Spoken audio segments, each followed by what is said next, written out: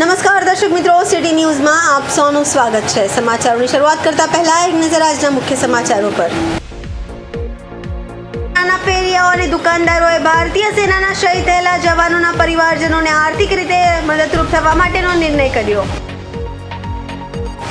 Umargam GIDC ઔદ્યોગિક વિસ્તારમાં 4000 લીટરની કેપેસિટીના fire બ્રાઉઝરનું લોકાર્પણ કરાયું। વાપીની પેપર મિલોમાં આવકવેરા વિભાગનું સર્ચ ઓપરેશન હાથ ધરાયું। ગાયબ યુવકની શોધખોળ। નારગોલ ઉમરગામ બ્રિજ પર સ્કૂટી અને ચપ્પલ મળી આવતા દરિયામાં ઝંપલાવવાની આશંકા। હવે સમાચાર વિગતવાર જોઈએ। પુલવામા આતંકવાદી હુમલામાં દેશના વીર જવાનો શહીદ થયા હતા। ત્યારબાદ દેશભરમાં પાકિસ્તાન પ્રત્યે રોષ વ્યાપ્યો હતો। સાથે જ શહીદ થયેલા સૈનિકોના પરિવાર પ્રત્યે પણ દેશભરમાં સંવેદના જાગી હતી। ત્યારથી વાપીના સુલપાડ અને બડકમોરા વિસ્તારના કેટલાક નાના ફેરિયાઓ અને દુકાનદારોએ એક નિર્ણય લઈને ભારતીય સેનાના શહીદ થયેલા જવાનોના પરિવારજનોને આર્થિક રીતે મદદરૂપ થવા માટેનો નિર્ણય કર્યો છે, જે અંતર્ગત આ અભિયાનમાં તેઓએ રોજિંદા ફંડ ફાળો એકઠો કરવાનું શરૂ કર્યું છે। આજે 1 લાખથી વધુની રકમ તેઓ પાસે એકઠી થતાં દુકાનદારોએ ભારતીય સેનામાં શહીદ થયેલા શહીદોના પરિવારજનોને મદદરૂપ થવા માટે વાપીની એક બેંકમાં armed forces battle casualties welfare fund નામના એકાઉન્ટમાં પૈસા જમા કરાવ્યા હતા। 1 લાખ જેટલી આર્થિક મદદ શહીદોના પરિવારજનોને કરવા માટે તેઓએ યોગદાન આપ્યું હતું અને નાના ફેરિયાઓ અને દુકાનદારો જેઓ પોતાના ધંધા પર એક ગલ્લો રાખે છે અને તેમાં રોજિંદી રકમ એકઠી કરે છે। આમ અત્યાર સુધી તેઓ 1 લાખ રૂપિયાનું ફંડ ભેગું કરીને હવે શહીદોના પરિવારજનોને મદદરૂપ થવા માટેના એક બેંક એકાઉન્ટમાં જમા કરાવ્યું છે અને આગામી સમયમાં પણ આ અભિયાન ચાલુ રહેશે અને આવી જ રીતે દેશના શહીદ જવાનોના પરિવારજનોને મદદરૂપ થવાના પ્રયાસ કરશે। કેમ છો ભાઈ? ક્યાં નીકળ્યા તમે?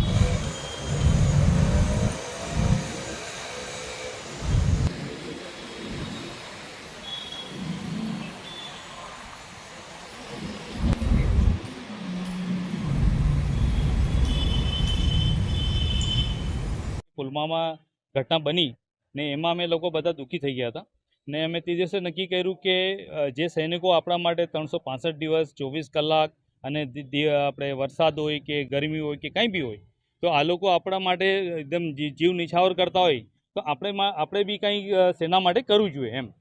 પછી અમે નક્કી કર્યું કે જે શહીદ થયા છે સેના લોકો અને એમના પરિવારનું શું એમ, તો અમે એ નક્કી કર્યું હતું કે અમે બી કંઈ યોગદાન કરીએ।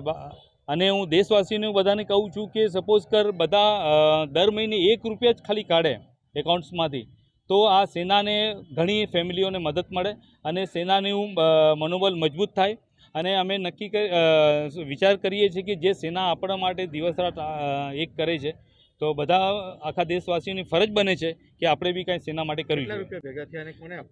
સર અમે આર્મ ફોર્સને આપ્યું છે, ઇન્ડિયન આર્મીને 1 લાખ રૂપિયા જમા થયેલા હતા અમારા લગભગ 1.5 વર્ષમાં। હજી આ મુહિમ ચાલુ જ રહેશે? મુહિમ ચાલુ રહેશે વરસાદ પછી। ઉમરગામ જીઆઈડીસી ઔદ્યોગિક વિસ્તારમાં 4000 લીટરની કેપેસિટીના ફાયર બ્રાઉઝરનું લોકાર્પણ કરવામાં આવ્યું। ઉમરગામ ઇન્ડસ્ટ્રીઝ એસોસિએશન પ્રમુખ નરેશભાઈ, અગ્રણી ઉદ્યોગપતિ ઈશ્વરભાઈ બારી, યુઆઈના હોદ્દેદારો અને નોટિફાઈડ ચીફ ઓફિસર મહેશભાઈના વગેરેની ઉપસ્થિતિમાં સુવિધા સંપન્ન ફાયર બ્રાઉઝરનું લોકાર્પણ કરાયું હતું। નોટિફાઈડ વિભાગ દ્વારા અગાઉ મિની ફાયર બ્રાઉઝર અને અન્ય એક સુવિધા સંપૂર્ણ ફાયર બ્રાઉઝર આગની ઘટના સમયે ઉપયોગી થાય તે માટે વસાવ્યું હતું. ગામડાઓમાં સાંકડા રસ્તા પર સરળતાથી અવરજવર કરી શકાય તે માટે ફાયર બ્રાઉઝર ઉપયોગી સાબિત થશે. છેલ્લા 2 વર્ષમાં બીજું ફાયર બ્રાઉઝર નોટિફાઈડ વિભાગ દ્વારા ઔદ્યોગિક વિસ્તારના હિતમાં વસાવ્યું છે. ફાયર બ્રાઉઝરના લોકાર્પણ પ્રસંગે પ્રમુખ નરેશભાઈએ ઔદ્યોગિક વિસ્તારમાં ઓછામાં ઓછો ઉપયોગ થાય તેવો મત પ્રગટ કર્યો હતો. आज हम लोगों ने 6 महीने के अंदर ये दूसरी fire brigade Umargam industrial association ने अपने गांव वालों को, अपने इंडस्ट्री वालों को समर्पित की है. ये 4000 लीटर की कैपेसिटी की फायर टैंक है. इसमें 500 लीटर का इसमें फोम है. इसमें पानी और फोम दोनों एक साथ है. अल्ट्रा मॉडर्न है. पूरा फायर हाइड्रेंट कपड़ा है जो 600 डिग्री तक जाएगा. ऑक्सीजन सिलेंडर है. मतलब ये मोस्ट आधुनिक और मोस्ट मॉडर्न फायर ब्रिगेड है. आज इससे कम से कम आने वाले 20 साल तक उमरगांव को फायर ब्रिगेड की कोई शॉर्टेज नहीं होगी. हम भगवान से एक ही प्रार्थना करते हैं कि इसका मिनिमम यूज हो, किसी को क्षति ना हो, किसी को तकलीफ ना हो. पर ये छोटी फायर ब्रिगेड लेने का मेन रीजन यही है कि हमारे गांव में रोड बहुत छोटी है, वहां बड़ी गाड़ी नहीं जा सकती. तो ये इंडस्ट्री के अलावा हमारे 52 गांव के जो हमारे वासी हैं, जिन्होंने उमरगांव को पूरा किया है, उन सबको समर्पित है. जय हिंद. ફાયર સ્ટેશનમાં આપણે કે મિની ફાયર ટેન્ડર લીધું હતું, બરાબર છે. એની કેપેસિટી 4000 લીટર પાણી આવે છે, એની અંદર 500 લીટર ફોર્મ રહેશે એની અંદર, બરાબર. એટલે આપણા જે જીઆઈડીસી નાના એરિયામાં છે કે જ્યાં જગ્યા ઉપર મોટી ગાડીઓ નહીં પહોંચી શકતી એવી જગ્યા ઉપર આપણે આરામથી સહેલાઈથી ગાડી પહોંચી શકે કામગીરી કરી શકીએ. એની સાથે આપણે બીએચએફ સિસ્ટમ છે આ છે કે આ જે કામગીરી કરતી હોય બચાવ કામગીરી માટે આ ફૂટ છે આપણો, એની કેપેસિટી 0 થી લઈને 600 ડિગ્રી સુધી તાપમાનની અંદર આરામથી કામ કરી શકીએ છીએ. અને એની સાથે આપણે 45 મિનિટ સુધી ચાલે તો ઓક્સિજન સપ્લાય હાથે રહી છે. સમાચારોમાં સમય છે નાનકડા વિરામનો. વિરામ બાદ આપ જોઈ શકશો વાપીની પેપર મિલોમાં આવકવેરા વિભાગનું સર્ચ ઓપરેશન હાથ ધરાયું. ગાયબ યુવકની શોધખોળ. નારગોલ ઉમરગામ બ્રિજ પર સ્કૂટી અને ચપ્પલ મળી આવતા દરિયામાં ઝંપલાવવાની આશંકા.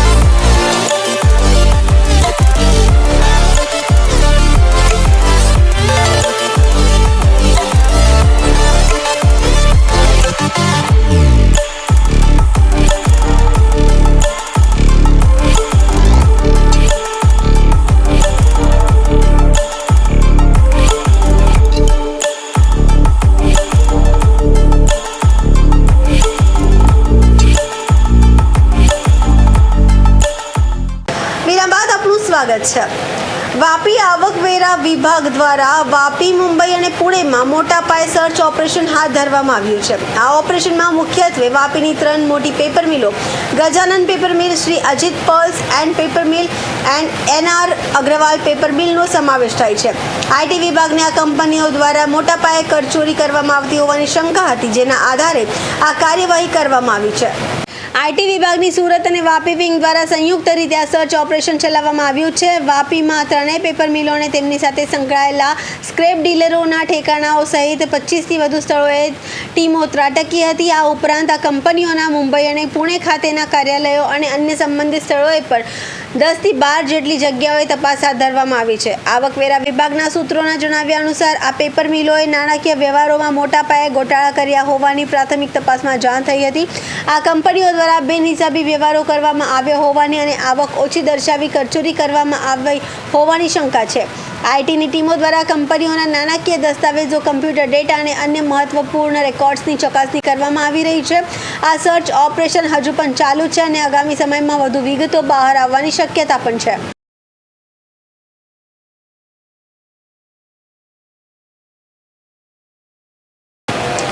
બિહારના દરભંગામાં કોંગ્રેસ દ્વારા આયોજિત મતદાન અધિકાર યાત્રા દરમિયાન કોંગ્રેસ નેતા રાહુલ ગાંધીની ઉપસ્થિતિવાળા મંચ પરથી આદરણીય પ્રધાનમંત્રી શ્રી નરેન્દ્ર મોદીજીની માતા વિરુદ્ધ કોંગ્રેસના નેતા દ્વારા કરવામાં આવેલી વાંધાજનક અને અભદ્ર ટિપ્પણીના વિરોધમાં ભાજપ દાદરા નગર હવેલી દમણ દીવ પ્રદેશ દ્વારા દમણ શહેરમાં એક વિરોધ રેલી કાઢવામાં આવી હતી.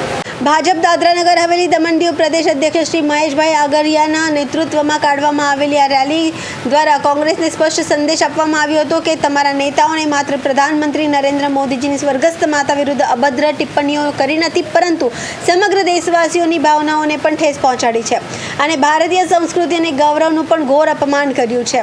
આ ઘૃણાસ્પદ માનસિકતા અને ભારતીય જનતા પાર્ટી દાદરા નગર હવેલી અને દમણ દીવ પ્રદેશના દમણ જિલ્લા દ્વારા આજે કાઢવામાં આવેલી આ રેલીમાં મોટી સંખ્યામાં મહિલાઓ, ભાજપના કાર્યકરો અને નાગરિકોએ ભાગ લીધો હતો અને તેઓએ કોંગ્રેસ પાર્ટીની આ ક્ષુદ્ર રાજનીતિ સામે પોતાનો ગુસ્સો વ્યક્ત કર્યો હતો.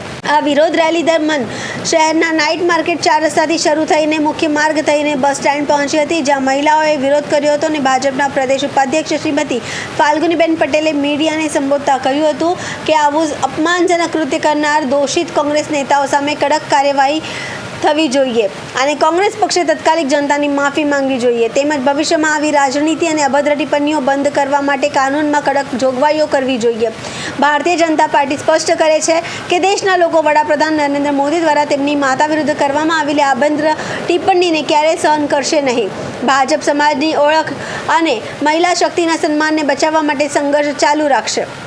આજની રેલીમાં પ્રદેશ પ્રમુખ શ્રી મહેશભાઈ આગરિયા, પ્રદેશ મહામંત્રી જિગ્નેશભાઈ પટેલ, દમણ જિલ્લા ભાજપ પ્રમુખ ભરતભાઈ પટેલ, દમણ નગરપાલિકા પ્રમુખ અસ્પી દમનિયા, દીવ જિલ્લા ભાજપ પ્રમુખ મોહનભાઈ વિશાલ ટંડેલ, પૂર્વ પ્રમુખ દીપેશ ટંડેલ, બીએમ માછી, સરપંચ મુકેશભાઈ ગોસાવી, શંકરભાઈ પટેલ, નગરપાલિકાના તમામ કાઉન્સિલર સહિત મોટી સંખ્યામાં ભાજપના કાર્યકરો અને જિલ્લા અને પ્રદેશ ભાજપના પદાધિકારીઓ અને મોટી સંખ્યામાં કાર્યકરોએ સૂત્રોચ્ચાર કરીને કોંગ્રેસ સામે પોતાનો વિરોધ नोंधाव्યો હતો. दादरा नगर हवेली दमन दीव भारतीय जनता पार्टी की ओर से राहुल गांधी के मन से जो आदरणीय प्रधानमंत्री जी के मां के बारे में जो शब्द कहे गए, उनके विरोध में आज हमने मार्च पास्ट निकाले और हमने सख्त विरोध दर्शाया है कि ऐसे ही भाषा का कतई भारतीय जनता पार्टी सहन नहीं करेंगे. और ख़ास करके जिस तरह से नारी के बारे में मंच से जो शब्द का उपयोग किया और वहाँ पे राहुल गांधी मौजूद थे और उन्होंने इस बात को कहीं रोका भी नहीं, इससे पता चलता है कि मानसिकता कांग्रेस की क्या है महिलाओं के प्रति. और आज भारतीय जनता पार्टी दादरा नगर हवेली की ओर से हमने उसका विरोध किया है और आगे भी इस बात को हम आगे बढ़ाएंगे और विरोध करते रहेंगे. यशस्वी प्रधानमंत्री श्री नरेंद्र भाई मोदी जी की माँ के लिए अब शब्द बोले हैं, तो ये हमारे देश की सभी नारियों के लिए बहुत ही शर्मजनक बात है कि हमारे देश की सभी नारियों के लिए उन्होंने बहुत गलत बात बोली है. तो हम ये नहीं सहेंगे, क्योंकि नारी का अपमान ये राष्ट्र का अपमान है, अपने देश का अपमान है. और कांग्रेस पार्टी और राहुल गांधी जी आप सुन ले कि हम ये कतई ही पसंद नहीं करेंगे और नहीं हम सहेंगे. क्यों? क्योंकि हमारी नारी शक्ति आज हमारे यशस्वी प्रधानमंत्री नरेंद्र भाई मोदी जी जो हमें 50% आरक्षण दे के हमारे देश में नारियों को आगे लेके जा रहे हैं. और यहाँ तक ही नहीं, नारियों के सम्मान के लिए उन्होंने कई कई योजनाएं बनाई है और उनको आगे ले जाने के लिए वो कई कई कदम बढ़ा रहे हैं. तो हमारे यहाँ सम्मान की बात है, तो हम ये नहीं सहेंगे, कतई नहीं सहेंगे. तो राहुल गांधी जी आप सुन लीजिए कि आपको माफ़ी तो मांगनी पड़ेगी. સમાચારોમાં ફરી સમય છે નાનકડા વિરામનો. વિરામ બાદ આપ જોઈ શકશો ગાયબ યુવકની શોધખોળ. નારગોલ ઉમરગામ બ્રિજ પર સ્કૂટી અને ચપ્પલ મળી આવતા દરિયામાં ઝંપલાવવાની આશંકા.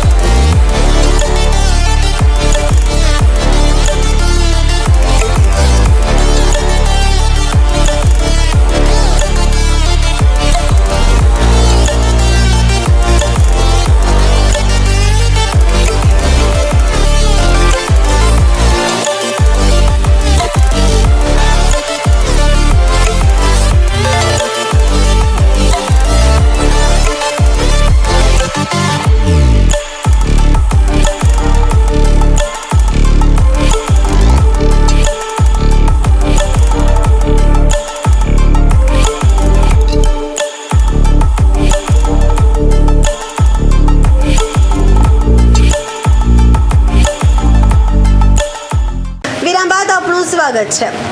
ગાયબ યુવકની શોધખોળ શરૂ છે. નારગોલ ઉમરગામ બ્રિજ પર સ્કૂટી અને ચપ્પલ મળી આવતા દરિયામાં ઝંપલાવ્યાની આશંકા સર્જાઈ રહી છે. ઉમરગામના ગાંધીવાડી વિસ્તારમાં રહેતો યુવક ગત રોજ ઘરેથી નીકળ્યા બાદ પરત ન ફરતા પરિવારજનોમાં ચિંતામાં મુકાયા હતા. યુવકના પિતાએ રાતભર ઉમરગામ ટાઉન પોલીસ સહિત અનેક વિસ્તારોમાં તેની શોધખોળ કરી હતી, પરંતુ કોઈ પત્તો મળ્યો ન હતો. આજે વહેલી સવારે યુવક ઘરે ન પરત ફરતા પિતા ફરીથી શોધખોળ માટે ઉમરગામ દરિયા પર પહોંચ્યા. પછી નારગોલ નીકળ્યા હતા. ત્યારે તપાસ દરમિયાન નારગોલ ઉમરગામ વચ્ચેના બ્રિજ પર યુવકની સ્કૂટી અને ચપ્પલ જોવા મળતા તેમને તરત જ પોલીસને જાણ કરી હતી. સ્કૂટી અને ચપ્પલ મળતા યુવકે દરિયામાં ઝંપલાવ્યું હોવાની આશંકા વ્યક્ત થઈ રહી છે. પોલીસે ઉમરગામ નગરપાલિકા અને ઉમરગામ નોટિફાઈડ ફાયર બ્રિગેડના જવાનોની મદદથી સવારે 10 વાગ્યાથી દરિયામાં શોધખોળ શરૂ કરી છે. 4 કલાકના પ્રયાસો બાદ પણ યુવકનો પત્તો મળ્યો નથી. હાલમાં ફાયર જવાનો દ્વારા શોધખોળ ચાલુ છે.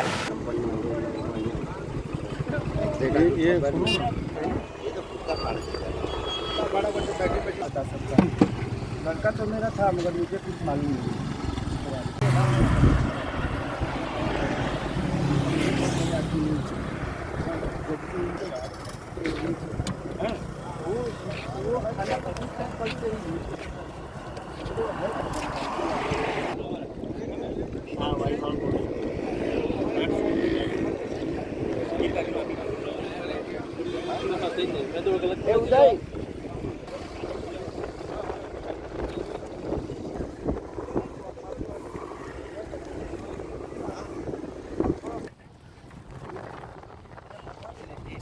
फोन करो मैं हमारे यहाँ फोन पर बात कर मैंने फोन मिलने के लिए मैंने फ़ोन करवा और अपना मोबाइल के साथ मोबाइल तो गाड़ी में मिला.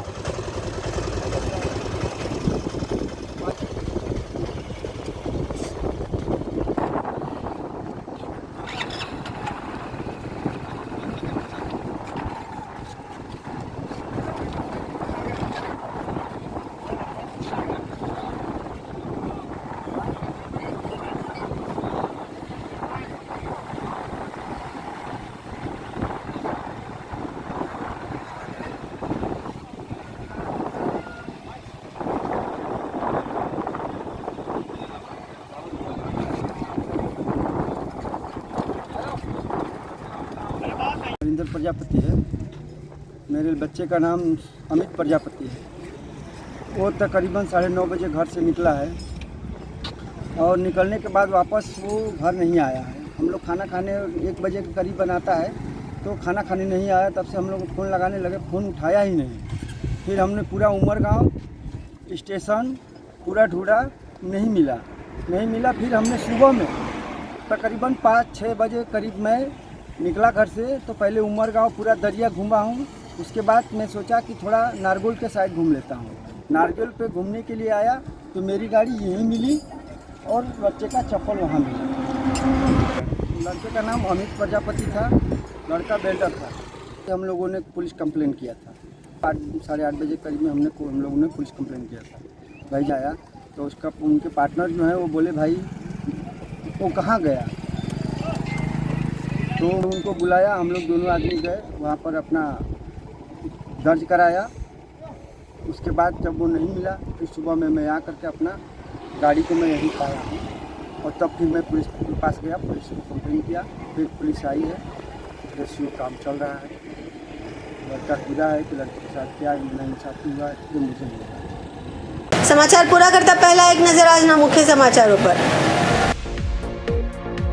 નાના ફેરિયાઓ અને દુકાનદારોએ ભારતીય સેનાના શહીદ થયેલા જવાનોના પરિવારજનોને આર્થિક રીતે મદદરૂપ થવા માટેનો નિર્ણય કર્યો. ઉમરગામ જીઆઈડીસી ઔદ્યોગિક વિસ્તારમાં 4000 લીટરની કેપેસિટીના ફાયર બ્રાઉઝરનું લોકાર્પણ કરાયું. વાપીની પેપર મિલોમાં આવકવેરા વિભાગનું સર્ચ ઓપરેશન હાથ ધરાયું. ગાયબ યુવકની શોધખોળ. નારગોલ ઉમરગામ બ્રિજ પર સ્કૂટી અને ચપ્પલ મળી આવતા દરિયામાં ઝંપલાવવાની આશંકા. તો આ હતા અત્યાર સુધીના સમાચાર. જોતા રહો સિટી ન્યૂઝ. નમસ્કાર.